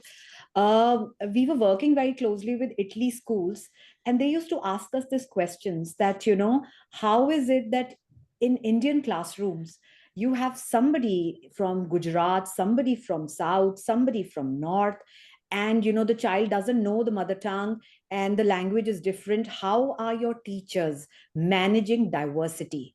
So this used to be a question, you know, every time coming up, you know, for us, because they don't know if they have an Italian sitting in a Spanish class, they wouldn't know how to deal with that student. So I think that's where our edge is. The diversity definitely is our edge. We can tap on that. Student wellness is another area to take up. And a friend and colleague of mine in IIT Mumbai, they have developed an app to map the student wellness across various parameters. And we are trying to do some kind of a research collaboration On mental well-being? on mental. Yes, mental, physical. Yeah. And India has a large pool of Overall, psychologists. Large pool. And overall student a lot of well-being. people, Social emotional not learning. being applied while sitting at houses. So think of people staying in our house. And in our country, education on psychology is very good. Very good. Correct. It's very So this is also one gap. which Basically exists having, how- you know, having Also- social emotional learning built into every lesson plan. all of it, Yeah, all of it has yeah. been inbuilt in that particular app. And Also, Dr. Niyati was mentioning about lesson plans where teachers collaborate from different types of schools. As per the international standards, we should have individualized learning plans based on the learning abilities of the learners in our class. So teachers need to understand the whole cohort that's available to her and what are their diverse learning styles so that she can kind of customize the lesson plans to suit the need of the learners. So this is what lots of schools in the other countries are already doing. Maybe we can learn from them and bring this to our classrooms and teach our teachers how to do it. two other Not areas which forgetting not forgetting teachers' mental wellness. That is most important, which filters Yeah. down to the student. I think that's a very good, good ma'am. point. Teachers' Yeah, very wellness. Yeah.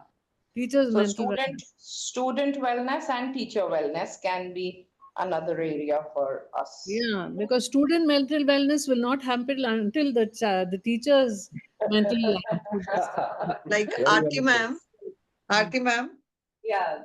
in UAE, when we do the school assessments, we have a component called well-being. Mhm. And we have 9 different parameters there, like Mona ma'am was just mentioning. So we assess the schools and every class that we go into based on those 9 parameters in well-being. And that's how they rate the well-being of the country and the emirate. Yeah. So ma'am, as I said earlier, we don't have a national assessment Right. framework as such. So That's maybe what- something of this sort needs to be developed. Yeah. Okay, Deepalji, can we go to the next If I slide? can just add one more thing, I'll just take a few seconds. It is important for us to, for the SEPC, maybe to identify these kind of niche areas which could place us at a comparative advantage internationally. So let us say the Indian medicine system. The government has come out with a lot of schemes and financial support to bring it to the global roadmap and to the global landscaping it globally. And it's not just the Ayurveda or the homeopathy, but all 6 to 8 streams of Indian medicine system. Even we do not have knowledge about that. So can it be made a part of our school teaching activities, at least in terms of awareness creation and also maybe just attracting our own children towards our Indian medicine system? How can we then otherwise bring it at the global level? So Very those are nice, very certain nice. areas that Very we need to just Very good. pinpointedly take up. Very good. And we have so much of knowledge base available in the already country. And, I'll just share a recent experience. Just last month, I was in Milan for some conference on education. There were some people from Europe who were sharing with me how much yoga they are getting into, so much of meditation. And these are Indian gurus who are teaching them. Absolutely. So they said, you come from such a rich country. I'm sure you already know everything about it. I said, no, I just really don't know. So you are right. I've been employing a yoga trainer for the last 6 years, and Ravi comes from a small village. Somehow he just got into it, and he has been doing excellent. I mean, he earns approximately 1.2 to 1.5 lakh every month. He's not good at communication in the sense of English communication. He doesn't look like that, but yoga, acupressure, he's so good. I've helped 6 principals, that I've sent him or his friends, and the transformation has been amazing. So that's how. So NIPA, like we just signed an MOU with the National Indian Medicine System Council. And we did training programs for the ICMR? principals, not ICMR. ICMR is for the other Medical research. medical research. This is under Ayush. This is under the Ministry of Ayush. So we signed an MOU with them, and we have done training programs for the principals of all these Indian medicine colleges in India. There are more than 500 in number. Can you even believe it? And when these principals came to us, their biggest sore point was that children don't want to study Indian medicine system. Yeah. So as one of the experts from the panel online was mentioning, that how we can actually create that kind of an interest and awareness amongst our own children right from the very early age. Something which I think SEPC. We can use media. We'll invite you to speak to TV channels. But very nice. Thank you, Monaji, that you are sharing with us the kind of initiatives that NIPA has taken. We were not even aware of so many of them. We are mostly aware about Shala Siddhi that happens in a lot of government schools. That's Ministry of Education's framework, and also it is there all the time. They're only showcasing those things. But NIPA has been like since I think 60s or so, started as a UNESCO Institute of Training of. It has to be pitched differently. So I see billionaires across the world spending a lot of money, efforts, and time on how not to age. So there's a particular billionaire. He's been, I think he's spending maybe 6-7 crores every year. And he says my body is now, it was like, he's 42, but it is now 37, now 23, now, and he's showcasing all of that. So if we can kind of use this and combine that, look, there's so much of thing happening in the world. And in India, we already have this disease, which can be used for reducing your physical age. And it can be kind of thought of as a entrepreneurship, or in some ways it can be marketed. And it is so important to build this awareness right from the beginning. Just yesterday, somebody was sharing that all the students in grade 11 and 12, because they have to prepare for the competitive exams, so most of the time they're sitting on a chair and studying. They become obese in those 2 years. But then if this kind of an awareness is there, at least the child knows maybe half an hour of walking is good enough. I can at least find time for that much. But then that awareness isn't there, because in these schools, our curriculum doesn't cater to We don't respect our own local context. That's the whole. Okay, so I think we've got some very good points. In fact, to be very honest, I wasn't so optimistic about today's meeting. I thought this is the first one and we all don't know what we are going to share. So I think I'm very glad that you all contributed wholeheartedly, and excellent discussions we all had. So finally, can I just add one thought? I mean, which is on BIM. So I think, I've been struggling with taking brand India abroad. We did manage to crack Bangladesh, but unfortunately what happened with Bangladesh is it's almost like cut off now. See, I have been thinking of 3 ways that SEPC could focus for schools. I mean, one is the global south, where the current Indian education system, jaise bhi hai, let's not talk about ideal. As today, it's very well respected in Africa. They really look up to us. But where we lack is, where I struggled is, I have signed franchises in Liberia, in Namibia, is recognition of the Indian course, degree, CBSE, or so some kind of, we need some help there. Because they say IGCSE is fine, IB is fine, but आपको कोई जानता नहीं है and this is not demand. So one is थोड़ा सा push वहाँ से हमें सपोर्ट चाहिए.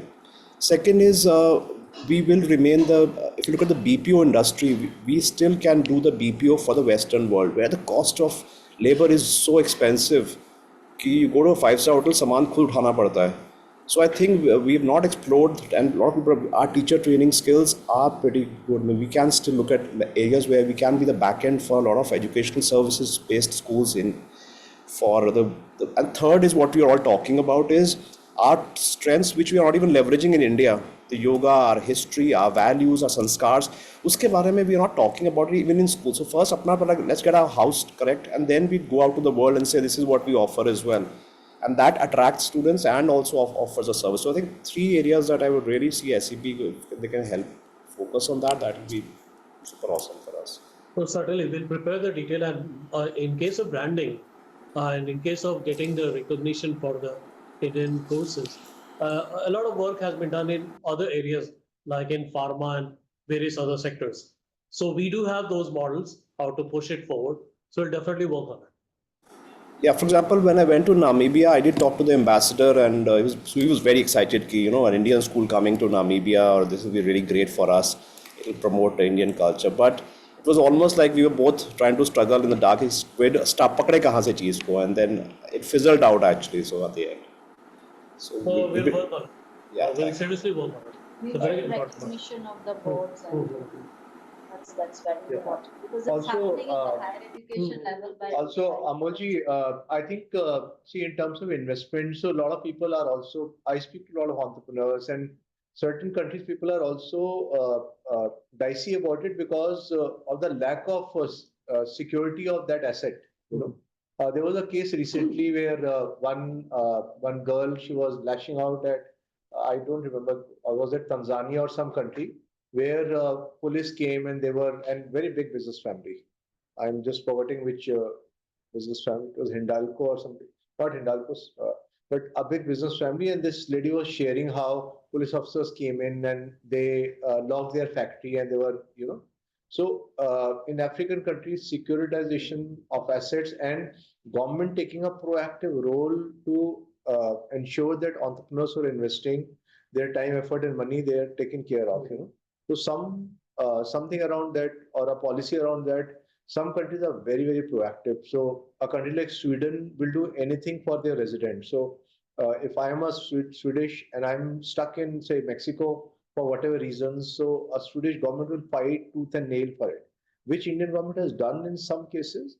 But then maybe more of a policy of especially helping entrepreneurs so that their assets, there's some kind of security available to them. There's some kind of this thing available to them, where intergovernmental immediately things can be undertaken to influence and to get things done.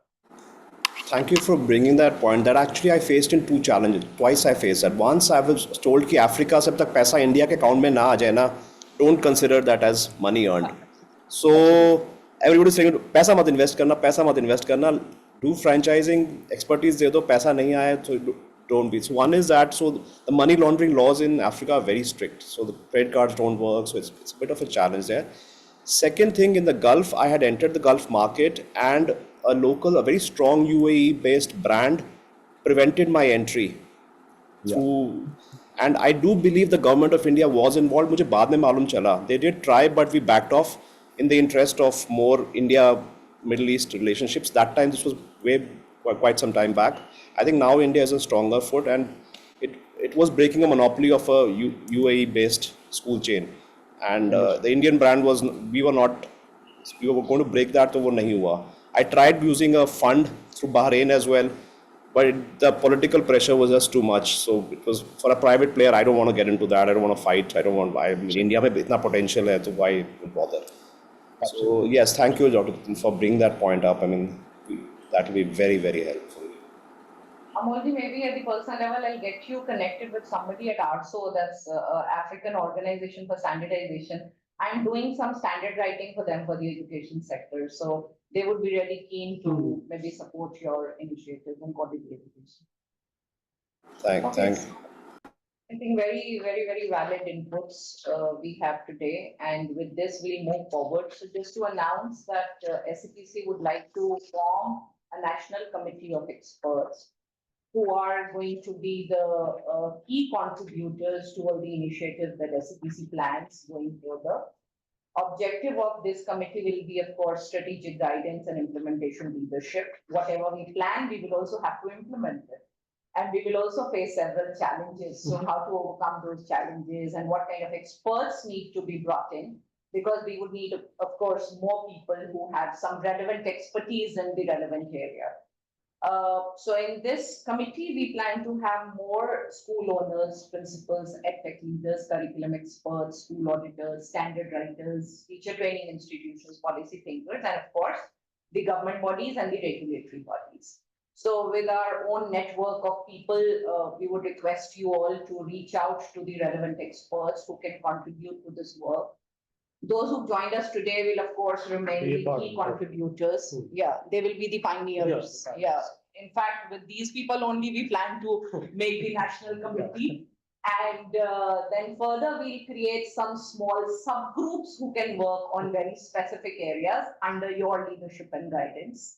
That's the plan. Anything else, Abhijit? Would you No, I think the discussion, I would have loved to continue this. There's a lot of insights I'm gaining. And what we missed out for all those years, I believe collectively we missed out this networking. Yeah. So it's a great beginning, and thank you for coming here, because government perspective sometimes we miss. And today I noted that a lot of initiatives which is there, many of us are not aware. So I think this kind of committee will provide that exchange, and definitely agenda is quite broad. We'll find out the phase manner in what way we can achieve. And definitely we are ready to take up the challenge. And this is a mandate for us. And we definitely look to synergize and work collectively to achieve whatever goals we set in areas what we discussed today. Thank you so much. Another area which we like to add to your focus is early childhood care and education. Yeah. That is one thing which has now come formally into the fold of formal education system in India after the announcement of the new education policy. So that's one area which requires a lot of support. So what I'll say is, before the next meeting happens, we'll have a complete plan of action, maybe in the next 15 days. Let's take that, and wherever we find that we are missing some kind of information or input, what we require, we can revert back to the committee, we'll share. And next meeting, we discuss how to go forward with those ideas.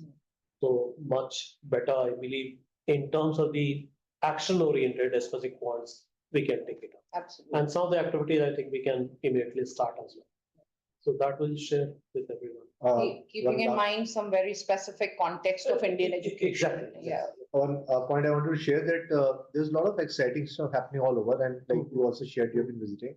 So Bed Show is an excellent showcase where school leaders come from various parts, and 3 days I saw 8,000 plus people coming. And now Bed Show has 2 parts. So Bed Show is primarily in London, Jan last week, and then so we could again take a delegation of school leaders to Bed Show. And Bed Show is also there in October, I believe. I think October at Bangkok last year it was. I think should be around the same. So Singapore this time, Singapore. So similarly, NCDA is a topmost body in US, and the oldest career counseling association is IAVG. So they have their conference typically somewhere in Europe. I attended at Bratislava, but similarly, a typical conference attracts people from, I don't know, 70, 80 countries, and there are maybe 300 odd people, long research papers being presented and so on. So again, looking at different segments, I think helping India internationalize also can be one part where our people are traveling, attending, participating, and presenting. And that also showcases our soft power, and a lot of other things can result thereafter. So, in connection to what you have just mentioned, there's something more, one more addition I would like to make is these days, Ministry of Commerce, together with other ministries, are trying to make every existing show a very big show to showcase India. And you would have seen how this Auto Expo transformed into Bharat Mobility. And they brought in all the stakeholders. So that entire exhibition, which was primarily organized by ACMA, SIAM, was taken over by the Ministry of Commerce, with all of them putting their efforts, and they created that. Similarly, on the textile part, they brought together all the export promotion councils and every stakeholder, and they created that Bharat Tex. Yes. Another one which is there in the pipeline is Health Expo. Like I was in Farmexcel, so we created an event called IFEX, a very high valued brand it is now. So they saw certain models, then they wanted every segment of healthcare under one roof. So in the month of September, that is Bharat Health Expo is going to happen. Something on the education also we have proposed from our side, and we are awaiting the sanction in the financial term under new proposed scheme. They call it Export Promotion Mission. Earlier it used to be under MAI. So we are awaiting the details, how much funding, but they have assured that to SEPC, they will, to the services sector, they will allocate some more amount this year. But of course, like with the budget announcement, services sector is not that very happy. But we are pushing it under Export Promotion Mission. Something will be given to us, which can help us in inviting foreign players to India with whom this particular sector can collaborate. Yeah. So what I would propose here as one more point of action is to conceptualize such a show. Of course, higher education will definitely be a part of it, but at the same time, school education and whatever we have discussed, how do we showcase our best practices, how we look for the opportunities of collaboration by bringing together major players, small players, whosoever be useful to India from all parts of the world, and then showcasing the entire school education system over here to them. Excellent. So government will play a very, very important role. So we can conceptualize that as well. Very nice. Maybe in addition to this, just one more quick point in context with the same thing. Maybe if one of the experts here or here in this room feel that, a small delegation can visit a particular country to learn something and bring it back here, certainly. even that can be proposed, and yes. SEPC can give the required support and that kind of an international activity as well. Or either we can also take one state to state. We can also bring the principals from one state to different state to have a learn from their expertise as well. Certainly. In fact, for Bharat Salamit, as normally this is the term used in the Ministry of Commerce, we have already proposed for Africa and various other regional areas, but unfortunately, like it's taking time. Normally, they do announce the MAI grant much before in the month of March only, with the beginning of the new financial year. They're taking time because that entire MAI scheme is getting transformed into Export Promotion Mission. So we are awaiting those details. Also, if some kind of, so one of my visits to US, what I saw was a complete place, a marketplace, which otherwise, rather I would say a new developed part of a marketplace was given to people from 6 o'clock till 9 o'clock at night so that they could start their own ventures. Now, even services, as an entrepreneur, I had to really struggle initially, and I've operated from basements and this and that. And, that's how we started. So that's how we all started. But there was no governmental support. No bank could understand. Whenever we would approach a bank that can I get some funding? Can I get some loan also? They would say, what machinery do you have? They would say, what land do you have? I said, if I had that, I would not come to you. I don't use any machinery. My machinery is people. If I have to scale up, I have to hire more people. I have to get more office space. And for my work, I need office space at good places. So when even the government this thing happened and a lot of infrastructure development happened around South Delhi, it was prohibitively expensive. The minimum you could, I checked up, so 20 CR was required, which is not feasible. So similarly, now if I have to expand my operation in Dubai, if there's a collective space which can be utilized, and they have media, this one, SEZs and other SEZs also. But if there can be some form of a tie-up where, let's say, I run a operation. Sharing of resources. Sharing of resources. And we are present there, and and whatever, tax filing, everything. So we are getting help in terms of access to the market and some infrastructure. So I'll start tomorrow. No, I'll start today. You have a very valid I point. started yesterday. You have a very You are valid right. point. You are For right. some sectors, government is doing. In fact, there is a concept of warehousing under MAI, and there was no such a scheme as if, collective place where different institutions can work under one roof. It's a kind of warehouse. Servicing, In servicing, manufacturing it's- it is there. So we mentioned this to the ministry that, you need to have something aligning with that goal of setting up warehouses in certain specific location. Why not for services? Think about it as a workplace. That's one. Yeah. Second, with a specific reference to Dubai, World Expo was organized 2020 and because of the COVID. Yeah. So there was a legacy pavilion, like India is having a permanent pavilion.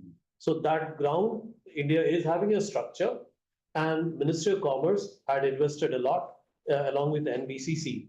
So they were actually looking it to promote it as a business hub for anyone from India and taking that space and, doing the business in Dubai. We'll explore that because along with that, some other, like in ACZ also, I believe some of the spaces are being provided. Yeah. Various export promotion councils have already given their, request. So let me explore that and find it. Is that India Expo thing, which was there for the Expo 20? So that structure is there. The structure is there, but will it also be under the SEZ? That was actually the objective. And in fact, a new township is being developed. Yeah, if it is very It's much right now under far that, away. yeah, if it is under that. So I'll SEZ, explore then- this because we are going there. I'm reaching there on 24th. I have a meeting with Consulate General. I'll find it out. I would also Yeah. like to mention one last point. Let us also look at our membership in a lot of international organizations. Yes. How SEPC can start participating, because then India will have a voice in education and learning services. Please I'll help just- us in identifying. I'll just give Coming you a to quick that, I'll give example. you a So list of since, these kind of organizations which are already associations rather. not yeah, or different organizations also Associations which maybe. are- Yeah, associations which are primarily working on internationalization. Yeah. So maybe Let I'll us get connect, into yeah. that. Please help Yeah. us I in have been, identifying, because in case of tourism, I'm aware that it is Minister of Tourism, which on behalf of entire India Yeah. has taken membership in UNWTO. Likewise, some very recent development has also happened in tourism. So that, the same, in case of MICE, so that the same help could be provided to every stakeholder, the private players. Yeah.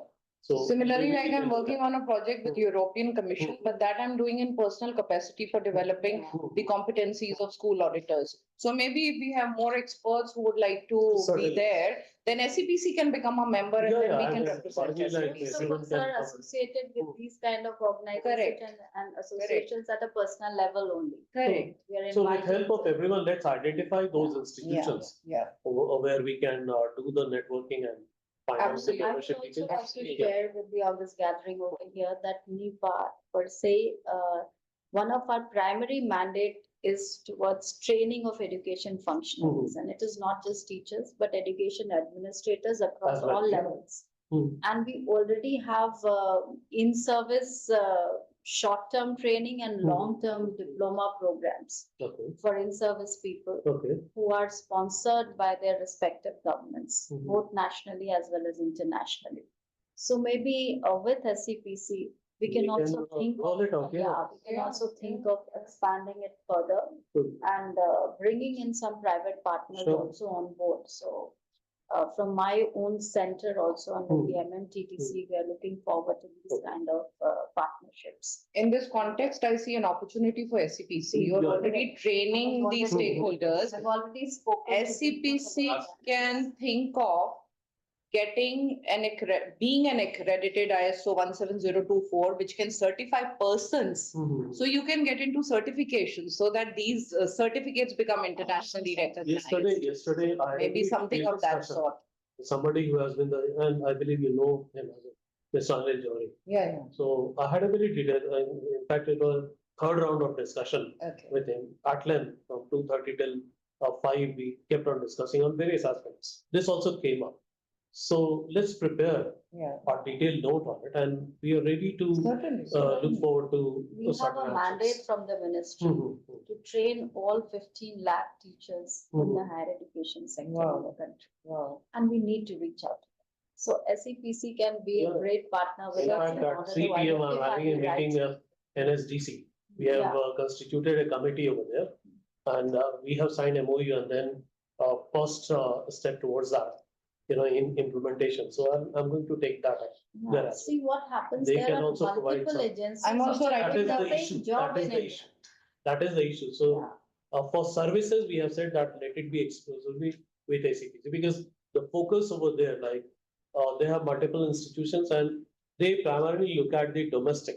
Here we are not only looking at value chain development, but with focus on export as well. So I think we have marked out those areas. So I'm writing a paper for NSDC on quality assurance in education. So maybe you can take that Yes, forward yes, and we'll see take it how, yeah. Okay, so with this, I think we come to an end, and we've noted down all the important discussions. Still, if you have any ideas, any suggestions, share. please feel free. We can have the last 10 minutes, maybe a Q&A or an open floor for everyone. We also have a WhatsApp group. I think Yeah. Deepakji made it, so you can contribute there also. You made it already? Yeah, yes. Without adding me. How this can be possible? Okay, so we all are going to interact with each other, and whatever information we feel is going to be relevant for SEPC to take on, please feel free to share that. Any links that you have, any international organizations that you're aware of where collaborations can happen, SEPC, I think, would love. Thank you so much. Thank you, Dr. Ate, for taking this forward. In fact, as you mentioned, we have been discussing this for quite long. And I think, though it's late, but I think it's a good beginning. Yes. And we will definitely do our best collectively to achieve our goals. Thank you so much for your kind presence here. And I had, personally speaking, had a lot to understand, had far better insight. And going out of this room, I'll be more aware, what it was earlier, and with more action-oriented thoughts in my mind. Thank you, everyone. Thank you. Thank you, everyone. Thank you. Thank you, Deepak ji, for bringing everyone together. It's my Yeah. pleasure. 3 cheers for Mr. He Deepak. needs a great appreciation for it. Right. Thank you so much. It is one of our priority area, education sector. Deepak very is much. definitely taking good care of it. Thank you. I'm so Very happy. heartening, very heartening. Okay, thank you so much, everyone. Thank you. Thank you so much. Thanks for your time.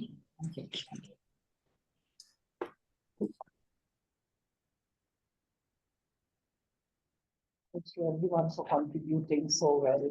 Thanks, Pleasure I think. completely. Thank you so much. Successful Bringing us all discussion. together. Yeah, you see so many